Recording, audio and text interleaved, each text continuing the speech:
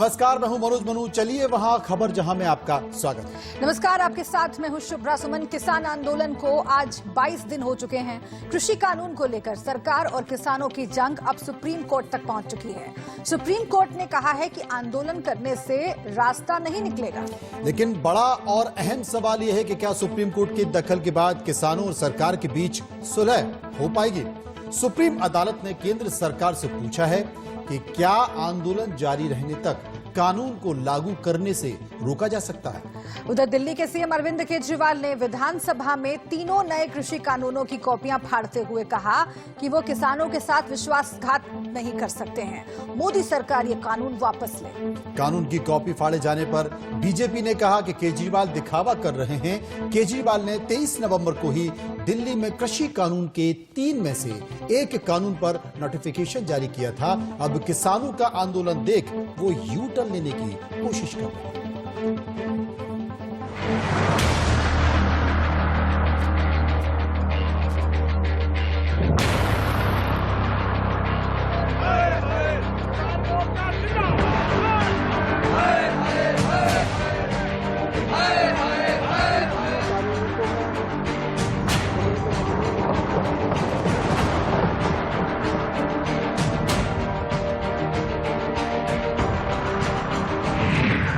Border पर किसानों का बवाल।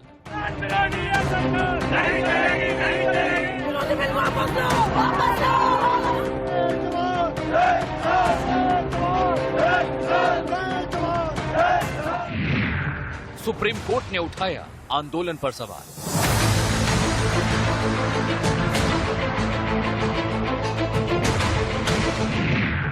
किसान आंदोलन पर सुप्रीम आदेश।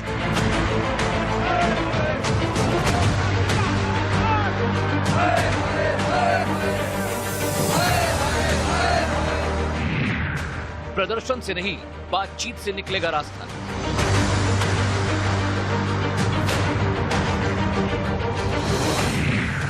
किसान आंदोलन करें पर नुकसान नहीं।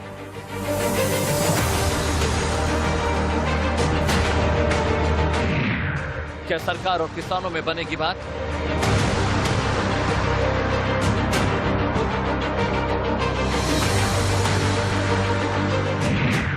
किसान आंदोलन पर सुप्रीम फैसला कब तक?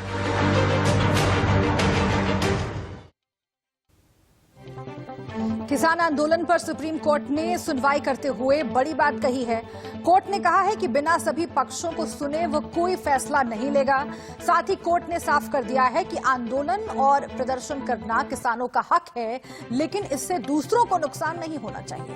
लेकिन सुप्रीम कोर्ट ने इस बात पर भी चिंता जताई है कि प्रदर्शन में मौजूद किसानों में से कोई भी मास्क नहीं पहनता है।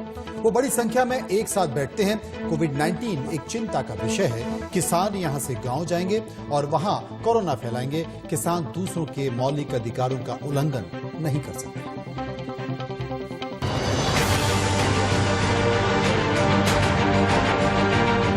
तीनों कानूनों को मैं तीनों सारे कानून पास किए हैं इन्होंने। मैं खुद इस बिल को फाड़ता हूं। इन्होंने तो पाप किया, प्रायश्चित करो, भूखे रहो, लेकिन प्रायश्चित करने के लिए रहो, प्रायश्चित करने के लिए। सरकार बात नहीं करी तो सुप्रीम कोर्ट ने सरकार को कहा है ना कि बात करो। हम एक कमेटी का गठन कर रहे हैं और ये कमेटी किसानों से बातचीत कर इस पूरे मसले का हल निकालेगी। तब तक केंद्र सरकार जो नए कानून है, कृषि कानून है, उनको लागू ना करे, यानी फिलहाल कुछ समय के लिए निष्प्रभावी कर दे। तब अटॉर्नी जनरल के वेणुगोपाल ने कहा कि ये बेहद कठिन है, लेकिन वो सरकार से बात करेंगे। वहीं सुप्रीम कोर्ट ने सॉलिसिटर जनरल तुषार मेहता, जो केंद्र सरकार की तरफ से पेश हुए थे, उनको एक बार फिर कहा कि सुप्रीम कोर्ट का जो नोटिस है सभी किसान संगठनों को सर्व किया जाए, ताकि अगली सुनवाई में किसान संगठन सुप्रीम कोर्ट में अपना पक्ष रख सके। मोदी सरकार और किसानों के बीच कृषि बिल को लेकर बीते 22 दिनों से जारी रार अब सुप्रीम कोर्ट पहुंच गई। किसान आंदोलन पर सुप्रीम कोर्ट ने बड़ी टिप्पणी करते हुए कहा, किसानों को आंदोलन का हक है, लेकिन आप किसी शहर को बंद नहीं कर सकते। किसानों को बातचीत के लिए आगे आना चाहिए। सुप्रीम कोर्ट के मुख्य न्यायाधीश एस.एस. बोबडे ने सुनवाई के दौरान कहा कि हम किसानों को प्रदर्शन से नहीं रोक रहे हैं। प्रदर्शन करिए, लेकिन प्रदर्शन का एक मकसद होता है। आप सिर्फ धरने पर नहीं बैठ सकते, बातचीत भी करनी चाहिए और बातचीत के लिए आगे आना चाहिए। हमें भी किसानों से हमदर्दी है, हम केवल ये चाहते हैं कि कोई सर्वमान्य समाधान निकले। हमारे संयुक्त किसान मोर्चा के एक वरिष्ठ किसान नेता को गिरफ्तार कर लिया है और 350 महिलाओं पर लाठीचार्ज हुआ है जी, और 450 लोगों को डिटेन किया है अभी। ये बहुत दुर्भाग्यपूर्ण है।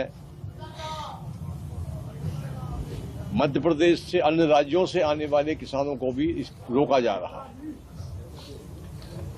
हम इसकी निंदा करते हैं और सरकार से अपील करते हैं कि इस प्रकार की कार्रवाई करना बंद करे, न इसका माकूल जवाब हम सरकार को देंगे। हमारे हौसले अभी पस्त नहीं हुए, बुलंद है और सरकार को घुटना टिका कर रखें। सुनवाई के दौरान कोर्ट में किसी किसान संगठन के न होने के कारण कमेटी पर फैसला नहीं हो पाया। सुप्रीम कोर्ट ने कहा कि वो किसानों से बात करके ही अपना फैसला सुनाएगी। सुप्रीम कोर्ट में सर्दियों की छुट्टी हो रही है, ऐसे में अब मामले की सुनवाई वेकेशन बेंच करेगी। उधर इस मामले पर याचिकाकर्ता की ओर से बोलते हुए हरीश साल्वे ने कहा, प्रदर्शन के कारण ट्रांसपोर्ट पर असर पड़ा है और इस कारण सामान के दाम बढ़ रहे हैं। अगर सड़कें बंद रही तो दिल्ली वालों को काफी दिक्कत होगी। प्रदर्शन के अधिकार का मतलब ये नहीं कि किसी शहर को बंद कर दिया जाए। किसान अपनी उपज को मंडी के अलावा अगर कहीं बाहर बेचना चाहेगा, उस पे किसी भी प्रकार का कोई टैक्स नहीं लगेगा।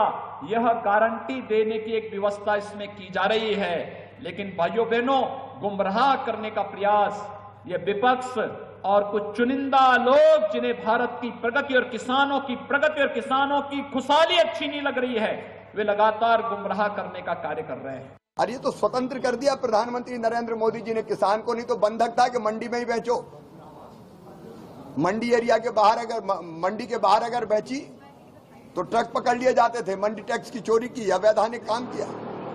अब प्रधानमंत्री जी ने तो किसान को स्वतंत्र कर दिया कि मंडी में चाहो तो मंडी में बेचो, मंडी चालू रहेगी, मंडी के बाहर बेचना मंडी के बाहर बेचो, फूड प्रोसेसर को बेचो, किसी एक्सपोर्टर को बेच दो, कोई अगर वेयर हाउस पे खरीदता तो उसको बेच दो लाइसेंस लेके, क्या दिक्कत है। सुप्रीम कोर्ट में अटॉर्नी जनरल के वेणुगोपाल ने कहा, प्रदर्शन में मौजूद किसानों में से कोई भी फेस मास्क नहीं पहनता, वो बड़ी संख्या में एक साथ बैठते हैं। कोविड-19 एक चिंता का विषय है। किसान यहाँ से गांव जाएंगे और वहाँ कोरोना फैलाएंगे। किसान दूसरों के मौलिक अधिकारों का उल्लंघन नहीं कर सकते। सुनवाई के दौरान हरीश साल्वे ने कहा, ज्यादातर लोग एनसीआर में रहते हैं, उनको काम करने के लिए दिल्ली आना होता है। आप सरकार को झुकाने के लिए उन्हें परेशान कर रहे हैं। अगर कोई पब्लिक संपत्ति को नुकसान पहुंचता है तो डैमेज उनसे वसूला जाएगा। सरकार उन लीडर से संपर्क करे और सुनिश्चित करे कि अगर कोई घटना होती है तो वसूली उनसे ही की जाए। हरीश साल्वे ने कहा, आज लोगों का रोजगार छिन रहा है, अपने काम के लिए लोग पड़ोसी शहरों में नहीं जा पा रहे हैं। बहुत पहले ही इसमें सुप्रीम कोर्ट को हस्तक्षेप करना चाहिए था पब्लिक इंटरेस्ट में, लेकिन देर से ही सही हस्तक्षेप किया है। अब सुप्रीम कोर्ट का ये दायित्व बनता है कि वो किसानों को इंसाफ दिलाए, वो सरकार की जो हठधर्मी है उसको ख़त्म कराए। ये अब सुप्रीम कोर्ट को मैं समझता हूं कि इसमें पूरी तरह से दिलचस्पी लेकर किसानों को राहत पहुंचाने का काम करना चाहिए। प्रधानमंत्री को हर चीज मोर से खेलने की फुर्सत है, एक्सरसाइज करने की फुर्सत है, कच्छ में जाके इनॉग्रेशन करने की फुर्सत है। यहाँ लाखों किसान ठंड में बैठा है, कितने किसान मर गए, वहां जाके बात करने की फुर्सत नहीं है। अपने आप को सेवक बताते हैं प्रधानमंत्री। क्या सेवक इसी तरीके का होता है कि जनता बैठी रहे और वो परवाह ना करे? बहुत निंदनीय है। उन्हें जाना चाहिए, उनसे बात करनी चाहिए। सुप्रीम कोर्ट में किसान आंदोलन को लेकर सुनवाई फिलहाल अभी टल गई है। अदालत में किसी किसान संगठन के ना होने के कारण कमेटी पर फैसला नहीं हो पाया है। सुप्रीम कोर्ट का कहना है कि वो किसानों से बात करके ही अपना फैसला सुनाएगी। आगे इस मामले की सुनवाई दूसरी बेंच करेगी। सुप्रीम कोर्ट में सर्दियों की छुट्टी है, ऐसे में वेकेशन बेंच आगे की सुनवाई कर सकती है। अमित सिंह के साथ ब्यूरो रिपोर्ट, इंडिया न्यूज। कृषि कानूनों के विरोध के बीच केंद्रीय कृषि मंत्री नरेंद्र सिंह तोमर ने देश के किसानों को चिट्ठी लिखी है। 8 पन्ने की चिट्ठी में नरेंद्र सिंह तोमर ने किसानों को 8 आश्वासन दिए हैं। उन्होंने कहा है कि सरकार एमएसपी पर लिखित में आश्वासन देने को तैयार है। जी हां, कृषि मंत्री ने एक बार फिर साफ किया है कि एमएसपी जारी है और जारी रहेगी। कृषि मंत्री ने यह भी कहा है कि राजनीति के लिए कुछ लोग झूठ फैला रहे हैं। नरेंद्र सिंह तोमर ने कहा है कि सबका साथ, सबका विकास और सबका विश्वास के मंत्र पर चलते हुए प्रधानमंत्री नरेंद्र मोदी के नेतृत्व में हमारी सरकार ने बिना भेदभाव सभी के हित का प्रयास किया है। बीते 6 सालों का इतिहास इसका साक्षी है। कृषि मंत्री ने आगे कहा है कि आप विश्वास रखिए, किसानों के हितों में किए गए ये सुधार भारतीय कृषि में नए अध्याय की नींव बनेंगे, देश के किसानों को और स्वतंत्र बनाएंगे, सशक्त करेंगे। उन्होंने कहा कि कुछ किसान समूहों ने अफवाह और गलत सूचना फैलाई है, उन्हें दूर करना मेरा काम है। और इसी खबर पर बात करने के लिए हमारे तमाम संवाददाता इस वक्त मौजूद हैं। सरस्वती भोपाल से हमारे साथ मौजूद हैं, इसके साथ साथ पुलकित दिल्ली से और आशीष भी दिल्ली से हैं। हम सबसे पहले भोपाल चलेंगे सरस्वती के पास, क्योंकि देश के प्रधानमंत्री नरेंद्र मोदी मध्य प्रदेश के किसानों से बात करने वाले हैं और मध्य प्रदेश के किसानों को सम्मान निधि भी दी जाने वाली है। तो सरस्वती, हम देख रहे हैं कि मध्य प्रदेश के किसानों को वहां की सरकार और वहां का किसान सम्मेलन किया जा रहा है और किसान सम्मेलन के जरिए यह बताने की कोशिश की जा रही है कि इस कृषि सुधार कानून के फायदे क्या क्या हैं। हमने देखा कि खुद देश के कृषि मंत्री नरेंद्र सिंह तोमर उसमें शामिल हुए, हमने देखा मध्य प्रदेश के मुख्यमंत्री उसमें शामिल हुए, हमने देखा कैलाश विजयवर्गीय भी उसमें शामिल हुए और हमने देखा धर्मेंद्र प्रधान भी उसमें शामिल हुए। और कल जब देश के प्रधानमंत्री नरेंद्र मोदी किसानों को संबोधित करेंगे तो किस तरह की चर्चा?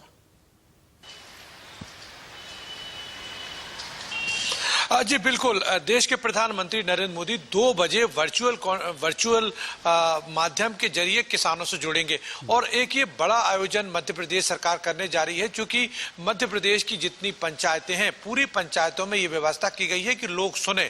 यानी कि किसान आंदोलन एक तरफ दिल्ली में चल रहा है तो वहीं मध्य प्रदेश में नरेंद्र मोदी किसानों को संबोधित करेंगे। ये बताने की कोशिश होगी, जैसा कि हमने प्रदेश के मुख्यमंत्री को सुना, शिवराज सिंह चौहान को, वो कहते हैं कि देखिए कहीं भी किसान अपना अनाज बेच सकता है, व्यापारियों को वो बेच सकता है और उसको अच्छे दाम मिलेंगे। तो यही बात जताने की कोशिश पूरा मध्य प्रदेश और पूरी बीजेपी कर रही है कि नया कृषि कानून जो है वो फायदे का सौदा है। और कल हम देख रहे हैं बड़ी तैयारी है, कल रायसेन में ये कार्यक्रम है, रायसेन जिले में, और यहाँ पर 35 लाख किसानों को 1600 करोड़ रुपए दिए जाएंगे।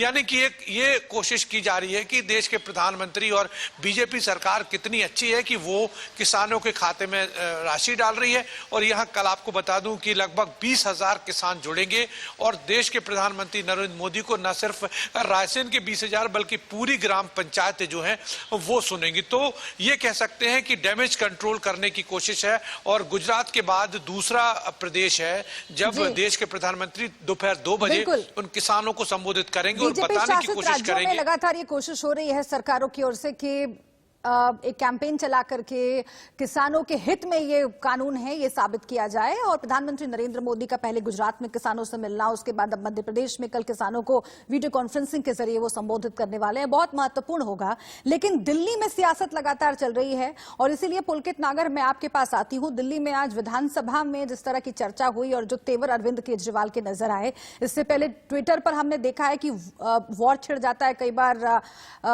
मुख्यमंत्री पंजाब के और दिल्ली के मुख्यमंत्री के बीच में, लेकिन आज तो कानून की प्रति उन्होंने फाड़ दी अरविंद केजरीवाल ने। अब आगे क्या रुख रहेगा इन पार्टियों का? और दिल्ली की सियासत जैसे गरमाई हुई है लगातार, आम आदमी पार्टी की क्या रणनीति है आगे? देखिए, आक्रामक रहने वाली है आम आदमी पार्टी किसान बिल को लेकर, चाहे वो बॉर्डर्स पर इनके वॉलंटियर्स द्वारा सहयोग हो किसानों का, वहां पे नेताओं का जाना हो, या फिर विधानसभा में हंगामा। कल भी विधानसभा का सत्र बुलाया गया है और कल भी इस पर चर्चा होगी, और यानी कि किसानों के बिल को लेकर नेता वहां पर फिर से केंद्र सरकार को घेरेंगे। आज जो तस्वीरें साफ आई, उन्होंने ये साफ कर दिया कि जो 2022 में चुनाव होने वाला है पंजाब के अंदर, वो भी 2021 में जो चुनाव होने वाला है उसमें भी बहुत ज्यादा तस्वीरें देखने के लिए दिल्ली वाली जुड़ेंगी। वजह साफ है कि अगर आप पंजाब के मुख्यमंत्री और दिल्ली के मुख्यमंत्री का टकराव देखें ट्विटर पर, तो ये बताने के लिए काफी है कि सबके निशाना पंजाब में होने वाले 2021 के चुनाव है। यही वजह है कि तमाम जो ये नेता है वो किसानों के साथ अपने आप को जोड़ रहे हैं। जी पुलकित, आपने ठीक कहा, क्योंकि पंजाब में चुनाव होने वाले हैं। आप पार्टी भी अपनी संभावनाओं को देख रही है और पंजाब में जो सियासत दल हैं वो भी अपनी सत्ता को बचाने का भी प्रयास कर रहे हैं। लेकिन इन सबके बीच अगर देखा जाए तो सरकार जो कह रही है, सरकार कहती है कि बाकी तमाम राज्यों में कहां है किसान आंदोलन, और जहां जहां बीजेपी शासित राज्य हैं वहां पर किसानों के आंदोलन शुरू हो चुके हैं। वहां पर इस कृषि बिल के समर्थन में समारोह शुरू हो चुके हैं, वहां पर सभाएं शुरू हो चुकी हैं। तो ऐसी स्थिति में देखा जाए तो ये किसान आंदोलन कहां ठहरता है? देखिए, अभी अगर हम पिछले कुछ दिनों में देखें तो काफी बढ़ गया है। अगर सिंधु बॉर्डर की बात करूं तो वहां पे करीब 30 यूनियंस हैं जो इसके विरोध में बैठी हुई हैं। लेकिन पंजाब और हरियाणा से कुछ यूनियन ऐसी भी हैं जो सेंट्रल गवर्नमेंट के साथ मिलकर इस बिल के सपोर्ट में आ गई हैं। अब जितनी भी यूनियन दिल्ली को घेरने की बात कह रही हैं, उनमें कहीं ना कहीं फूट भी देखी जा रही है। कुछ लोग सपोर्ट कर रहे हैं, कुछ लोग विरोध में हैं। लेकिन कोशिश अब जो सिंधु बॉर्डर पे लोग बैठे हुए उनकी ये है कि ज्यादा से ज्यादा लोगों का सपोर्ट और हासिल किया जाए। इसी के लिए अभी थोड़ी देर पहले शाम के वक्त मीटिंग वहां पर हुई है 30 दलों की। उन्होंने तय किया है कि अब वो वकीलों के जरिए भी सुप्रीम कोर्ट में, क्योंकि मामला है तो ऐसे में आगे की क्या कदम लिए जाएं, इसके लिए 4 वकीलों से वो सलाह मशवरा करने के बाद अपने आगे के कदम उठाएंगे। जैसे कि प्रशांत भूषण की वो बात कह रहे हैं कि प्रशांत भूषण से पूछा जाएगा, एचएस फुल्का से पूछा जाएगा, ताकि अगर कानूनी लड़ाई को भी मजबूत करना है तो उसमें कोई दिक्कत ना आए। जी, एक बार फिर से हम भोपाल का रुख करते हैं। सरस्वती हमारे साथ जुड़े हुए हैं। सरस्वती, कल प्रधानमंत्री नरेंद्र मोदी का जो संबोधन है वो बहुत महत्वपूर्ण रहेगा, और जैसे कि अलग अलग स्टेट्स में हम देख रहे हैं कि किसानों का अलग अलग रुख है, और जो 10 किसान संगठन मिले सरकार से जाकर के और उन्होंने बिल के प्रति अपना समर्थन जताया, उसमें मध्य प्रदेश के भी किसान संगठन थे। अब ऐसे में जब शिवराज सिंह चौहान खुद रायसेन में मुझे लगता है मौजूद रहेंगे और प्रधानमंत्री नरेंद्र मोदी वीडियो कॉन्फ्रेंसिंग से संबोधित करेंगे, तो जो गुजरात में बातचीत हुई थी और इससे पहले के संबोधनों में जो प्रधानमंत्री कहते रहे हैं, उससे कितना अलग ये संबोधन रह सकता है मध्य प्रदेश के किसानों का रुख देखते हुए और वहां पर जो सियासत हो रही है उसको देखते हुए? देखिए, मध्य प्रदेश के लिहाज से बात करें तो कल संभवतः नरेंद्र मोदी ये कहेंगे कि देखिए मध्य प्रदेश में किसान जो है, चूंकि एक एग्जाम्पल यहाँ पर दिया जा रहा है, मुख्यमंत्री ने एक एग्जाम्पल दिया कि यहाँ पर एक कॉन्ट्रैक्ट फार्मिंग हुई थी जिसके तहत धान की खरीदी की जानी थी, लेकिन उसके बाद जो कॉन्ट्रैक्टर था उसने मना कर दिया, और फिर उसके बाद एसडीएम ने इस पूरे मामले को संज्ञान में लिया, और उसके बाद किसानों की जो फसल थी वो 3000 रुपये प्रति क्विंटल धान खरीदी गई। तो ये एग्जाम्पल हो सकता है मोदी इस बात को कहें कि वो समझाने का प्रयास करें किसानों को कि देखिए कॉन्ट्रैक्ट फार्मिंग यदि हो रही है और यदि सामने वाला आपसे मुकर जाता है एग्रीमेंट से, तो उस पर दबाव डालकर ये किसानों को उनका हक दिलाया जाएगा। तो ये बात भी होगी। दूसरी बात ये होगी, नरेंद्र मोदी अपने भाषण में ये समझाने की कोशिश करेंगे कि कुछ राज्य छोड़ के, 1-2 राज्य छोड़ के बाकी जगह कोई आंदोलन नहीं हो रहा। तो सीधी बात यह है कि आखिर वजह कहीं ना कहीं सीधे तौर पर वो विपक्षी पार्टियों पर हमलावर होते हुए दिखाई देंगे, या फिर यूं कहें कि कहीं ना कहीं निशाने पर विपक्षी पार्टियां होंगी। और मध्य प्रदेश के लिहाज से वो कहेंगे कि 35 लाख किसानों को 1600 करोड़ रुपए दे रहे हैं, और पहले भी हम दे चुके हैं। तो ये भी बताने की कोशिश करेंगे कि हम लोग जो है कि फसल बीमा के तहत केंद्र सरकार कितना कुछ कर रही है, किसानों की आमदनी बढ़ाने की कोशिश कर रही है। तो ये सारे भाषण गुजरात के जैसे ही भाषण रहेंगे, लेकिन इसमें कुछ और एडिशनल होगा। वो ये होगा, कुछ एग्जाम्पल मध्य प्रदेश के दिखाई देंगे कि कॉन्ट्रैक्ट फार्मिंग में जब वो कॉन्ट्रैक्टर मुकर जाता है तो उस पर दबाव डालकर किसानों को उनका हक दिला दिया जाता है। ये बातें जरूर रहेंगी। दूसरी एक बात और है कि केसीसी यहाँ पर मध्य प्रदेश में पशुपालक जो है, जो जानवर पालते हैं उनके लिए, और खास तौर से जो मछली पालन करने वाले उनके लिए भी दी जाने वाली है। तो काफी कुछ यहाँ पर जो स्कीम्स है गवर्नमेंट ऑफ एमपी की, वो बताने की कोशिश होगी किसानों को। और हो सकता है इस बीच मध्य प्रदेश की तारीफ करते हुए भी प्रधानमंत्री नरेंद्र मोदी तारीफ करते हुए नजर आए। चूंकि यहाँ पर जिस तरह से आंदोलन की बात है तो ना के बराबर है आंदोलन, यहाँ पर ऐसा कुछ दिखाई नहीं दे रहा है। और बल्कि जो तस्वीर हम देख रहे हैं वो किसानों के बड़े बड़े सम्मेलन हो रहे हैं। कई जगह हो रहे हैं और उन सम्मेलनों के जरिए ये बताने की कोशिश की जा रही है कि ये कृषि सुधार कानून किसानों के हित का है। बहुत बहुत शुक्रिया करेंगे पुलकित का, शुक्रिया करेंगे सरस्वती का, जो विस्तार से हमें जानकारी दे रहे थे। असल में मध्य प्रदेश में जो कार्यक्रम है राहत राशि बांटने का, वो तो सिर्फ एक बहाना है, लेकिन प्रधानमंत्री नरेंद्र मोदी राहत राशि के जरिए कृषि कानून के सुधार को यह बताना चाहते हैं कि इसके कितने फायदे हैं और वो संकेत पूरे देश में भी जाएगा और उसे भी प्रसारित किया जाएगा। लेकिन इन सब के बीच कुछ ऐसी भी तस्वीरें निकल कर आती हैं जिन तस्वीरों के बीच हम ये कह सकते हैं कि आप करते कुछ हैं और कहते कुछ हैं। बीजेपी का ये कहना है कि कृषि सुधार कानून के 3 कानून और उनमें से एक दिल्ली सरकार पास कर चुकी है, लेकिन अब जो तस्वीर है वो तस्वीर बताती है कि आप विधानसभा में बिल को फाड़ रहे हैं।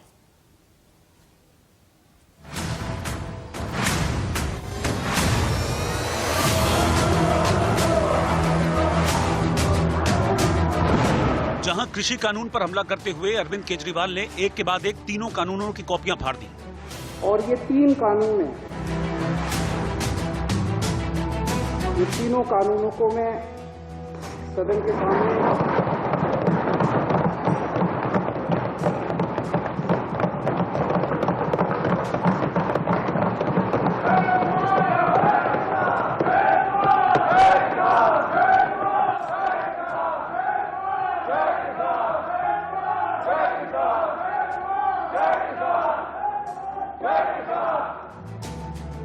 दोनों कानूनों को फाड़ते हुए मुझे बेहद दर्द हो रहा है। मेरा बिल्कुल मकसद नहीं था इसे फाड़ना, लेकिन आज जब मेरे देश का किसान सड़कों के ऊपर 2 डिग्री टेम्परेचर के अंदर सड़कों पे सो रहा है और वो तकलीफ में है, तो मैं अपने देश के किसान और अपने देश के जवान के साथ गद्दारी नहीं कर सकता। मैं भी पहले ही देश का नागरिक हूँ, मुख्यमंत्री बाद में हूँ। तो आज इन तीनों कानूनों को ये विधानसभा खारिज करती है और केंद्र सरकार से अपील करती है कि किसानों की बात मानते हुए अंग्रेजों से बदतर मत बनो। अंग्रेजों ने 9 महीने में कानून वापस ले लिए थे, आप कम से कम आजादी की इतनी तो इज्जत रख लो कि 20 दिन के बाद अब इन कानूनों को वापस ले लो। सदन में इधर नाटकीय अंदाज में कानून की कॉपी टुकड़े टुकड़े हुई, उधर नारेबाजी शुरू हो गई।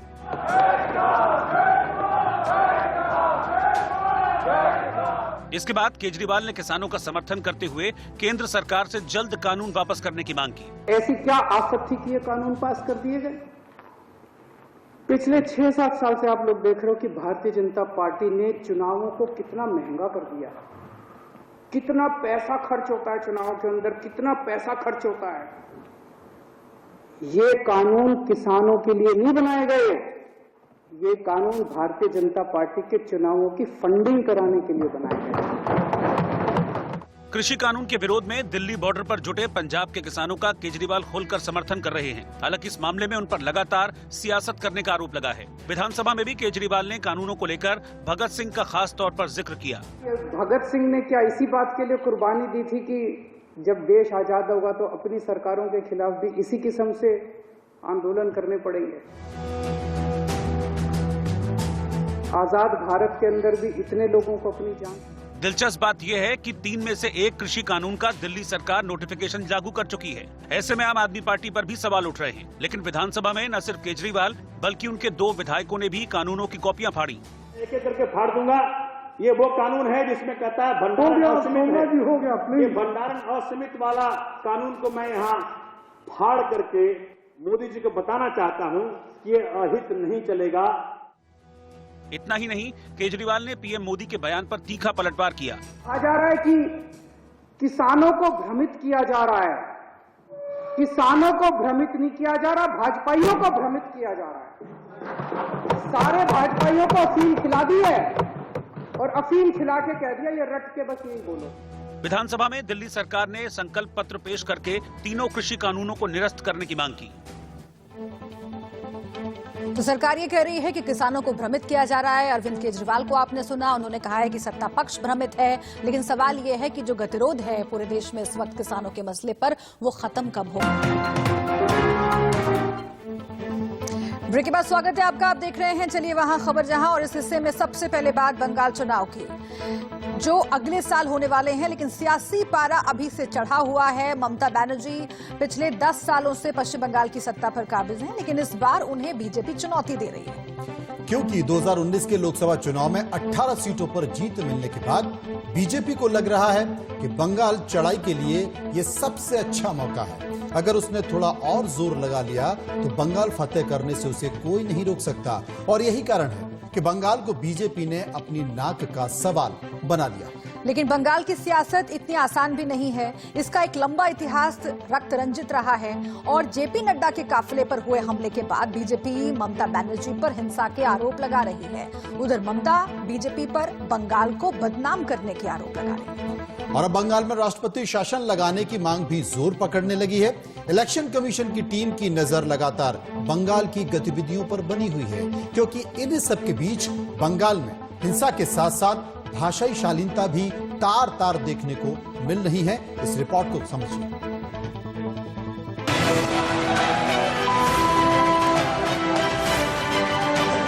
इससे हम रुकने वाले नहीं हैं, लेकिन this speaks volumes about the mentality of Mamata जी।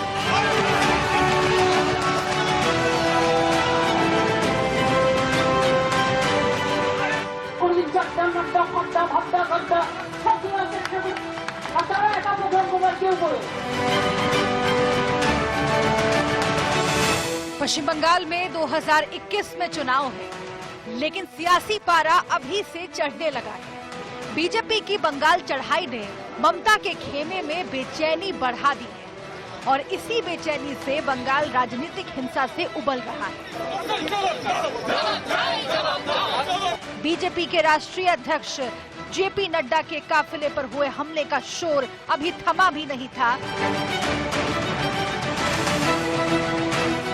कि अब पश्चिम बंगाल के मिदनापुर के केसपुर में बीजेपी और टीएमसी के कार्यकर्ताओं के बीच बड़ी हिंसा देखने को मिली है। इसमें कई बम भी फटे हैं। बड़ी बात यह है कि जिस जगह ये हिंसा हुई है उस जगह गृह मंत्री अमित शाह 19 दिसंबर को रैली करने वाले हैं। ऐसे में बड़ा सवाल ये है कि क्या पश्चिम बंगाल में कानून नाम की कोई चीज नहीं बची, क्योंकि ऐसा कोई दिन नहीं जब बंगाल में हिंसा की खबर सामने नहीं आती।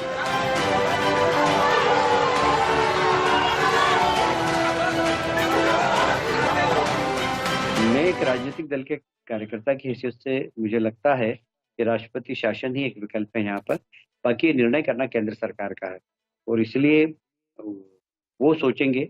मैं अपना मत दे चुका हूँ कि राष्ट्रपति शासन लगना चाहिए जब भी निष्पक्ष चुनाव हो सकते हैं, या फिर चुनाव आयोग इस बात की विश्वास दिलाए बंगाल की जनता को कि हम 5 चरण में, 6 चरण में, 7 चरण में, 8 चरण में चुनाव करेंगे और सेंट्रल फोर्स और सेंट्रल गवर्नमेंट के कर्मचारी चुनाव कराएंगे, तब जाके यहाँ निष्पक्ष चुनाव हो सकते हैं। आप इसको त्याग दीजिए। आपने शपथ ली है उस संविधान के तहत काम करने की जिसका प्रीएम्बल मैंने पढ़ा है। यदि अगर आप इस रास्ते से भटकती हैं तो मेरे दायित्व की शुरुआत होती है। मैं आपसे विनम्र प्रार्थना करता हूं, गुजारिश करता हूं, भारत के महान प्रजातांत्रिक व्यवस्था पर संविधान की भावना के विपरीत कार्य कर इस प्रकार का कदम मत उठाएं। अब बंगाल में राष्ट्रपति शासन लगाने की मांग भी जोर पकड़ने लगी है। वहीं इलेक्शन कमीशन की टीम की नजर लगातार बंगाल की गतिविधियों पर बनी हुई है, क्योंकि इन सब के बीच बंगाल में हिंसा के साथ साथ भाषा की मर्यादा भी खूब लांघी जा रही है। কোনদিন একটা চিফ মিনিস্টার চলে আসছে, কাজ নেই তো কিছু, লোকের কাজ করে না। কোনদিন হোম মিনিস্টার চলে আসছে, কোনদিন ওই আর একটা মিনিস্টার চলে আসছে, কোনদিন চারটা নাড্ডা ফাড্ডা ভাড্ডা গাড্ডা সব চলে আসছে একটা করে, আর তারা একা প্রোগ্রাম করে আর কেউ করে।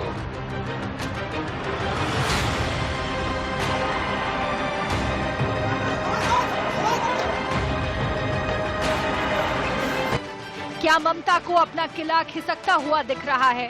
पश्चिम बंगाल में अगले साल विधानसभा चुनाव होने वाले हैं। इससे पहले बीजेपी और टीएमसी में वर्चस्व की लड़ाई चरम पर है।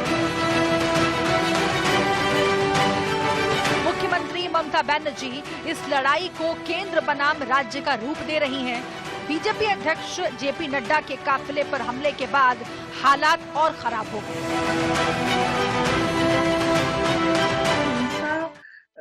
का राजनीति बहुत दिनों से चल रहा है और ये आगे भी हिंसा राजनीति में दिखता हुआ नजर आएगा।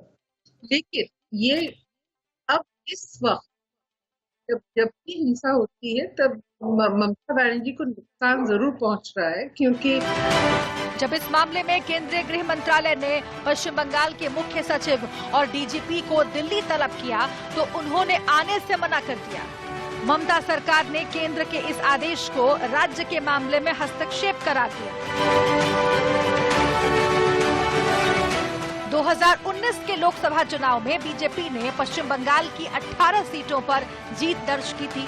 तभी से बीजेपी की तृणमूल से अदावत बढ़ गई। तृणमूल को 12 सीटों पर नुकसान उठाना पड़ा था। वोट शेयर में भी बीजेपी टीएमसी से केवल 3% ही कम थी। अब तृणमूल को ये डर सता रहा है कि कहीं बीजेपी विधानसभा चुनाव में भी बाजी न मार ले। इसीलिए वो पहले से अधिक आक्रामक हो गई है।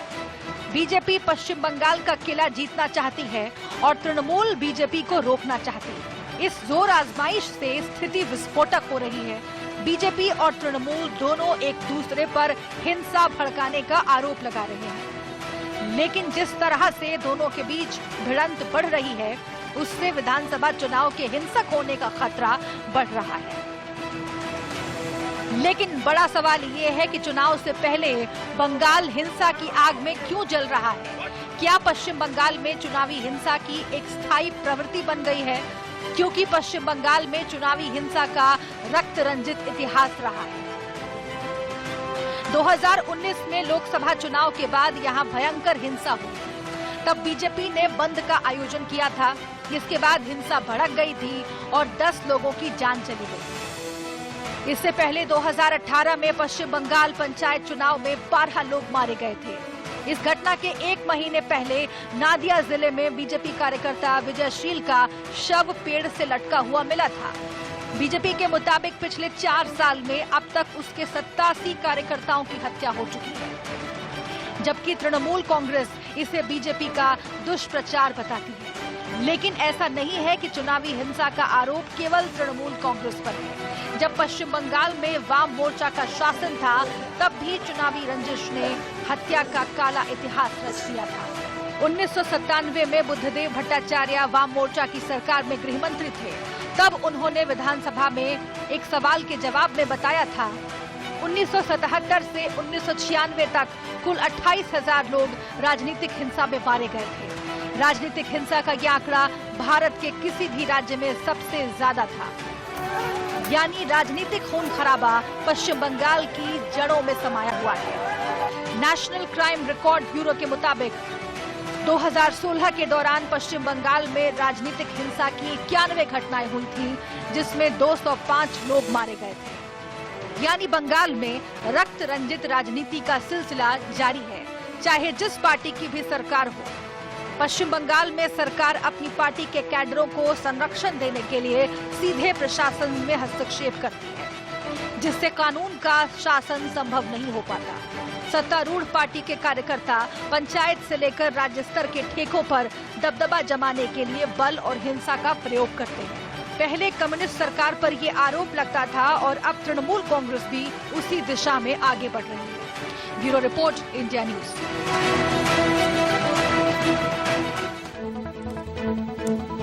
मतलब जो पहले लेफ्ट ने किया, अब वो तृणमूल कांग्रेस भी उसी दिशा में आगे बढ़ रही है। लेकिन ममता बनर्जी के साथ मुश्किल ये है कि वो इस बार एक नहीं कई चुनौतियों का सामना कर रहे हैं। उन्हें बीजेपी तो ललकार ही रही है, लेकिन सबसे बड़ी चुनौती उनके अपने ही हैं, जो अब पराये होते जा रहे हैं। टीएमसी के नेता एक के बाद एक पार्टी छोड़ रहे हैं। ममता को सबसे बड़ा झटका उनके राइट हैंड कहे जाने वाले शुवेंदु अधिकारी ने दिया है। ये वही शुवेंदु अधिकारी हैं जिन्होंने नंदीग्राम आंदोलन का खाका तैयार किया था और दशकों से राज कर रही लेफ्ट को बंगाल से उखाड़ फेंका था। देखिए।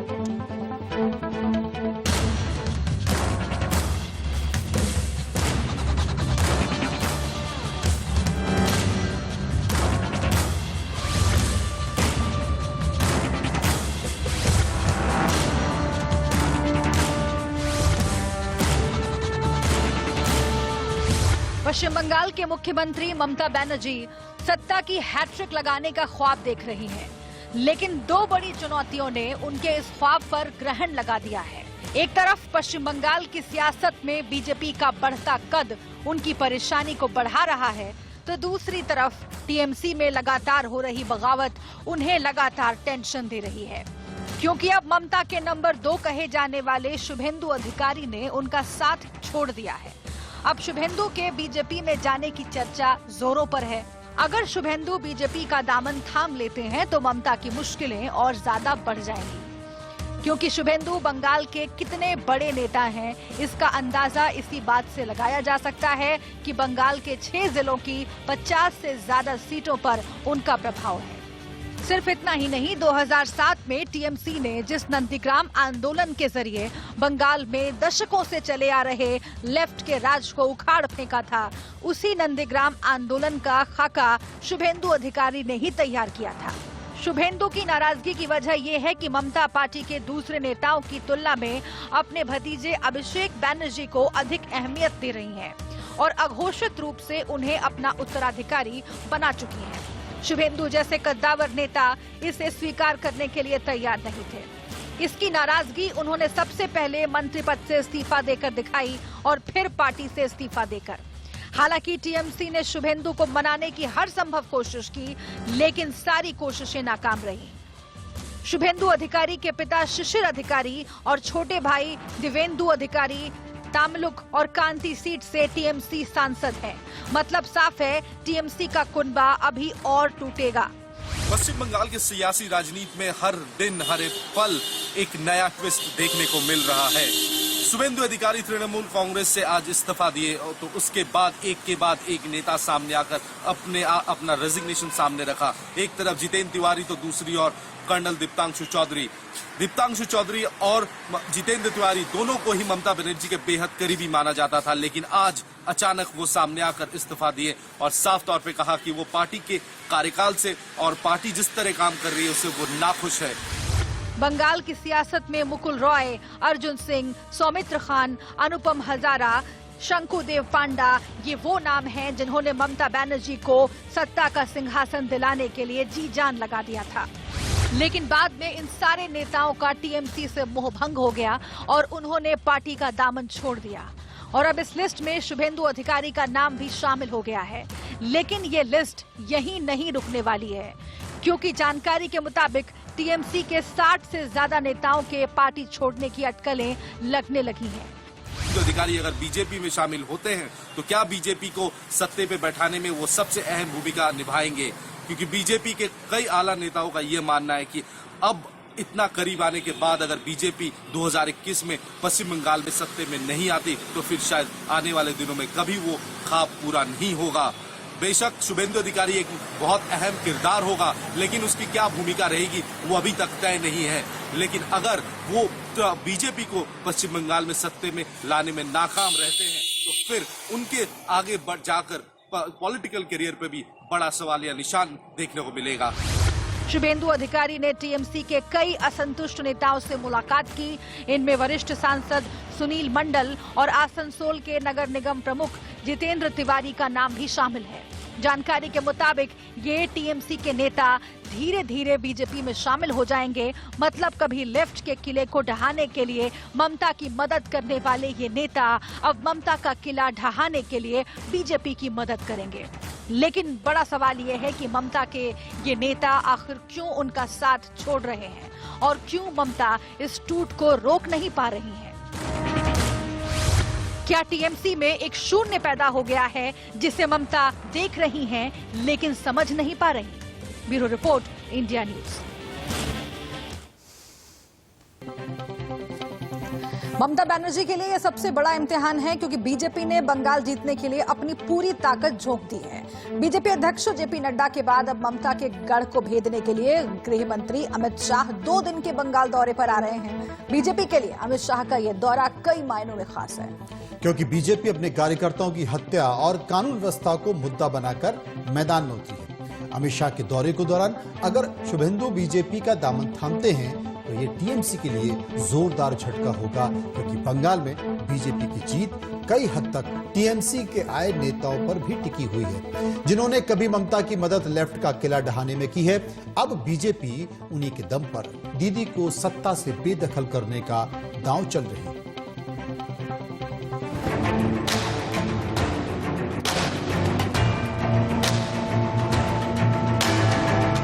बंगाल में भले ही चुनाव अगले साल हो, लेकिन बीजेपी अपने मिशन बंगाल में अभी से जुट गई है।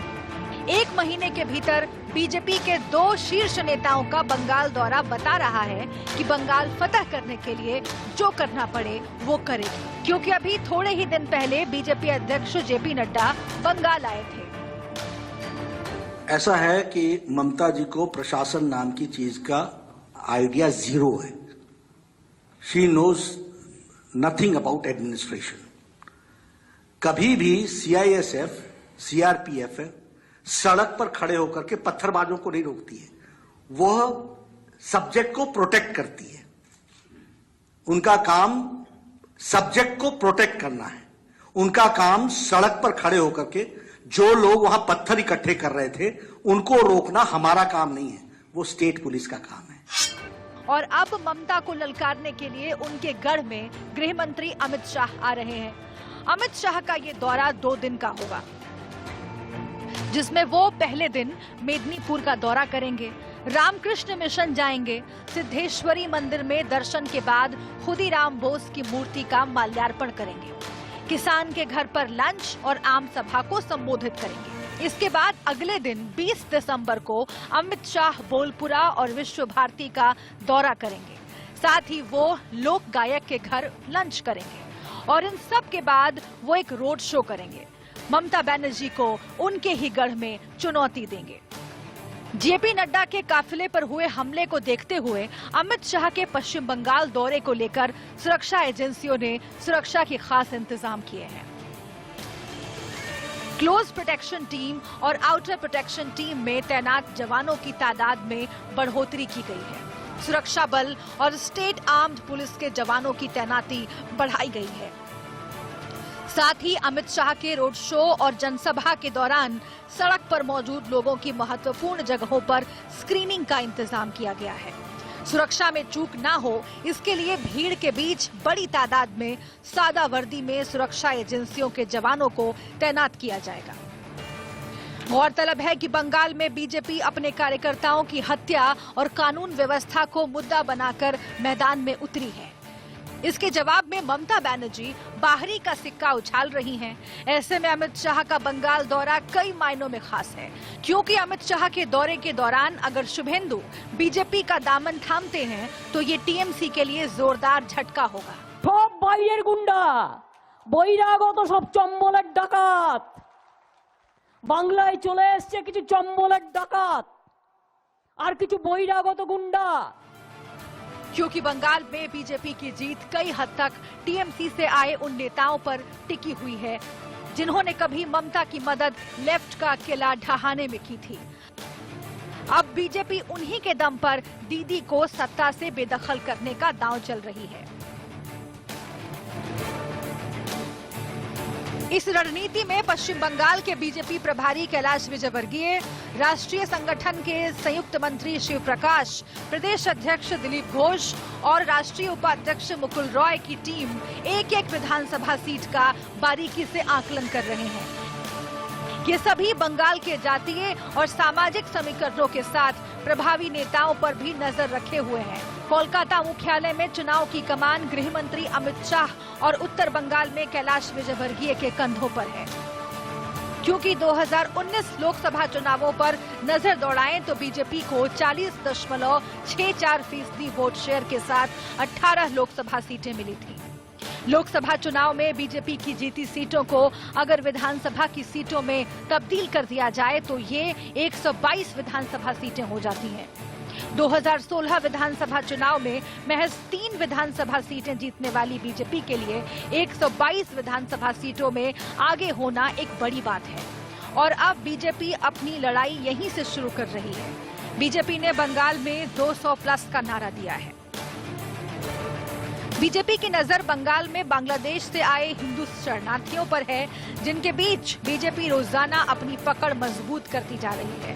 2019 लोकसभा चुनाव में भी बीजेपी को इसी इलाके से सबसे ज्यादा फायदा मिला था। लोकसभा चुनाव में उत्तर बंगाल के 8 में से 7 सीटों पर जीत दर्ज करने वाली बीजेपी ने अब साउथ बंगाल में भी अपनी पैठ बनाना शुरू कर दिया है। यही कारण है कि तृणमूल कांग्रेस और बीजेपी के बीच राजनीतिक हिंसा की घटनाएं रोज सामने आ रही हैं। बीजेपी का आरोप है कि बंगाल में अब तक करीब 130 से ज्यादा बीजेपी कार्यकर्ताओं की हत्या की गई है, जिनमें करीब 50 से ज्यादा बीजेपी समर्थित लोगों की हत्या दक्षिण बंगाल में हुई है। हिंसा के खेल का शिकार तो खुद बीजेपी राष्ट्रीय अध्यक्ष जेपी नड्डा को भी होना पड़ा।